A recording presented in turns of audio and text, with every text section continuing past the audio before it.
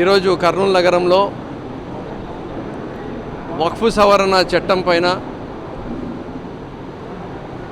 దీనివల్ల ఎలాంటి నష్టం జరుగుతుంది అని చెప్పి ఒక డిస్కషన్ ఫోరం, ఒక రౌండ్ టేబుల్ కాన్ఫరెన్సు మా హిందూ సోదరులు, క్రైస్తవ సోదరులు, మా ఎస్సీ బీసీ నాయకులు, ముస్లిం సోదరులు, మత గురువులు మనం ఎలా ముందుకు అడుగులు వేయాలి, ఈ చట్టం వల్ల ఎలాంటి నష్టం జరగబోతుంది, కావాల్సుకని ఉద్దేశపూర్వకంగా కుట్రపూరితంగా రాజకీయ లబ్ధి కోసం మాత్రమే, బీజేపీ రాజకీయ లబ్ధి కోసమే ఈ వక్ఫ్ సవరణ చట్టం తీసుకుని రావడం జరిగిందని చెప్పి మేమందరం ఒక నిర్ధారణకు వచ్చినాం.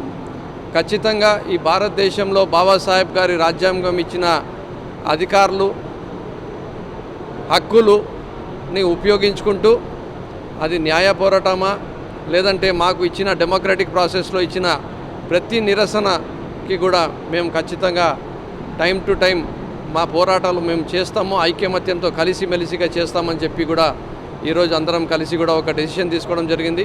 రాబోయే రోజుల్లో కూడా లౌకికవాదాన్ని, సెక్యులరిజంని కాపాడుకునే విధంగా ప్రతి ఒక్కరి హక్కులు కూడా కాపాడుకునే విధంగా, అది ఎస్సీల హక్కులు ఉండని, ఎస్టీల హక్కులు ఉండని, బీసీల హక్కులు ఉండని, ఓసీల హక్కులు ఉండని, మైనార్టీల హక్కులు ఉండని, ప్రతి ఒక్కరిది కూడా హక్కులు కాపాడుకునే విధంగా ఏ స్వేచ్ఛ, ఏ రాజ్యాంగం మాకు ఇచ్చిందో దానికి అనుగుణంగా ఎవరన్నా ఇబ్బంది పెడితే దానికి ఐక్యమత్యంతో కలిసిమెలిసిగా పోరాటం చేస్తామని చెప్పి కూడా ఈరోజు అందరం కలిసి చేసుకోవడం చాలా చాలా సంతోషకరం.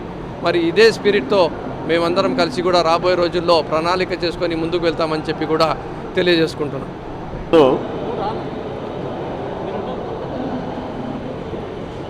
భారత గౌరవనీయ రాష్ట్రపతి ఆమోద ముద్ర వేసినటువంటి ఉమ్మీద్ ఈ వక్ఫ్ సవరణ చట్టాన్ని గురించి దేశవ్యాప్తంగా ఒక్క ముస్లిం మైనారిటీల్లోనే కాదు, మిగతా బడుగు బలహీన వర్గాల్లో కూడా ఒక ఆందోళన నెలకొన్నది.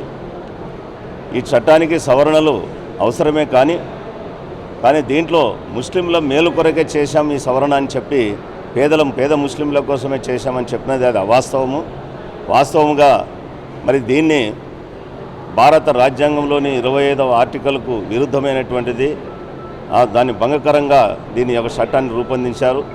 అంతేకాకుండా దీనికి పార్లమెంటులో కూడా జరిగినటువంటి చర్చల్లో కానీ, అంతకుముందు ఏర్పాటు చేసినటువంటి జేపీసీ జాయింట్ పార్లమెంటరీ కమిటీ చర్చల్లో కానీ ప్రతిపక్ష సభ్యులు లేవనెత్తినటువంటి ఒక్క ప్రశ్నకు కూడా సరైనటువంటి సమాధానం ఇవ్వకుండా, వాళ్ళు ప్రతిపాదించినటువంటి సవరణలు చేయకుండా ఈరోజు వక్ఫ్ ప్రాపర్టీస్ యొక్క వాటిని ప్రభుత్వ పరంగా ఏ విధంగానైనా చేసుకోవాలని, ఈ యొక్క వక్ఫ్ బోర్డ్స్ ద్వారా జరుగుతున్నటువంటి సామాజిక సేవా కార్యక్రమాలను అడ్డుకోవాలన్నటువంటి ప్రయత్నంలో భాగంగానే ఈ చట్టాన్ని ఈరోజు సవరించి దాన్ని ఆమోదింపజేయడం జరిగిందని చెప్పి అందరూ భావిస్తూ ఉన్నారు.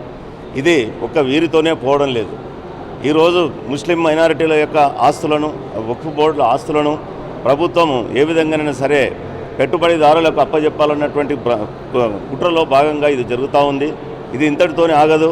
రేపు మనం ఈరోజే చూసాం, మనకు వచ్చినటువంటి న్యూస్ ప్రకారం అయితే ఎప్పుడైతే రాష్ట్రపతి ఆమోద ముద్ర ఈ యొక్క ఉమీద్ బిల్లుకు వేశారో, మరి ఉమీద్ అనేది ఆశ, హోప్, మరి ఈరోజు ముస్లిం మైనారిటీల్లో ఉన్నటువంటి ఆశలన్నీ చంపే విధంగా ఈ బిల్లుని తీసుకొచ్చారు. నిన్న ఆమోద ముద్ర వేసిన వెంటనే మరి ఈరోజు ఆర్ఎస్ఎస్కు సంబంధించినటువంటి ఏదైతే బీజేపీ పార్టీని నడుపుతున్నటువంటి సంస్థ ఉందో వెంటనే మరి ఈరోజు క్రిస్టియన్ మైనారిటీస్ యొక్క ఆస్తులపైన కన్ను వేసినట్లుగా మనకు కనపడతా ఉంది. ఎందుకంటే వాళ్ళ యొక్క ఆర్గనైజర్ పత్రికలో ఒక వెబ్సైట్లో వాళ్ళు రాశారు, ఇప్పుడు ముస్లిమ్స్ వచ్చింది, అది వెల్కమ్ చేస్తూ ఉన్నాం. ఇప్పుడు 70 లక్షల హెక్టార్ల భూమి కేథోలిక్ సంఘంలో వారి యొక్క ఆధీనంలో ఉంది, అవి కూడా బ్రిటిష్ కాలంలో లీజుకి ఇచ్చినటువంటివే. మరి దీనిపైన కూడా ఒక ఆలోచన చేయాలన్నటువంటి మరి ఆ యొక్క ఆర్టికల్ ఈరోజే ప్రచురితమైంది, అన్ని పేపర్లో కూడా వచ్చింది.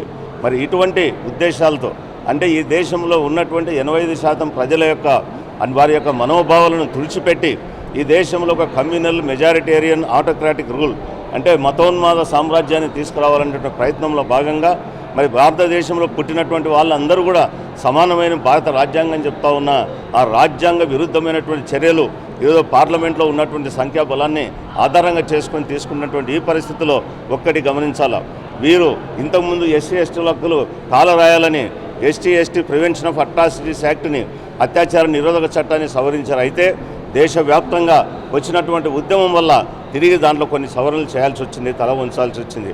అదేవిధంగా రైతుల యొక్క ఉద్యమంలో మీరు మనందరికీ కూడా తెలుసు, ఆ చట్టాన్ని వాళ్ళు తీసుకొచ్చినటువంటి చట్టాలపైన, రైతు చట్టాలపైన మరి దేశవ్యాప్తంగా రైతులు అన్ని రాజకీయ పార్టీలు అందరూ కూడా ఎదురు పోరాటం చేస్తే తల వంచుకొని దాన్ని ఉపసంహరించుకునేది. అటువంటి ఉద్యమం తిరిగి ఈ యొక్క ఒక్కు బిల్లులో మరి ఒక్కు చట్టంలో రావాల్సిన అవసరం ఉంది.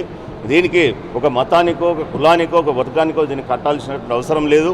భారత రాజ్యాంగ హక్కులను కాపాడుకునే దానికి మరి ఎస్సీ ఎస్టీ బీసీ మైనారిటీల వర్గాల వారందరూ కూడా ఏకం కావాలని, అదేవిధంగా మతం పేరు మీద మతోన్మాదాన్ని, మత్తును ప్రజల్లో నింపుతున్నటువంటి ఏదైతే వెనుక శక్తులు నడిపిస్తున్నాయో రిమోట్ కంట్రోల్ శక్తులు, ఆ శక్తుల పట్ల ప్రజలు అప్రమత్తంగా ఉండి మరి దీనిపైన అందరూ కలిసికట్టుగా పోరాటం చేయాలని చెప్పి ఉద్యమించాలని ప్రభుత్వం పైన ఒత్తిడి తీసుకొని వచ్చి దాని చట్టాన్ని రద్దు చేసే పరిస్థితి కల్పించాలని చెప్పి ఈ సందర్భంగా అందరినీ కోరుతూ సెలవు తీసుకుంటాను. కేంద్ర ప్రభుత్వము, బీజేపీ ప్రభుత్వం ఏదైతే ముస్లిం మైనార్టీలకు సంబంధించిన వక్ఫ్ ఆస్తులను రద్దు చేసే బిల్లు పార్లమెంట్లో ప్రవేశపెట్టింది కాబట్టి మేము ఈ దేశ ప్రజలుగా, గిరిజనులుగా, మేమంటూ అడవిని నమ్ముకొని ఉన్న వాళ్ళము, మాకు ఏ చట్టాలు కూడా లేకుండా మాకున్న చట్టాలని ఈ బీజేపీ ప్రభుత్వం కాలరాస్తూ అడవుల నుంచి తరిమేసే కార్యక్రమం ఆల్రెడీ మొదలుపెట్టింది. ఒకవైపు దండకారణ్యం నుంచి చూస్తే నల్లమల్ల అడవి దాకా కూడా మావోయిస్టుల వేరేత పేరిట అడవిలో ఉన్న గిరిజన కుటుంబాలనంతా నిర్వీర్యం చేస్తుంది. వాళ్ళని మట్టిపాలు చేస్తున్నారు గిరిజన కుటుంబాలని. అదేవిధంగా చూస్తే ఈరోజు మైనార్టీలకు సంబంధించిన వక్ఫ్ బోర్డు ఆస్తులను కూడా లాక్కునే ప్రయత్నం ఈ బీజేపీ ప్రభుత్వం చేస్తుంది. కాబట్టి మేము కూడా గిరిజనులుగా మా బాధ్యతగా మైనారిటీ హక్కుల కోసం, మా హక్కుల కోసం, వక్ఫ్ బోర్డు ఆస్తుల గురించి మేము వాళ్ళ వెంట ఉండి మేము కూడా ఈ పోరాటానికి నాంది పలుకుతూ వాళ్ళ వెంట ఉంటామని చెబుతున్నాను.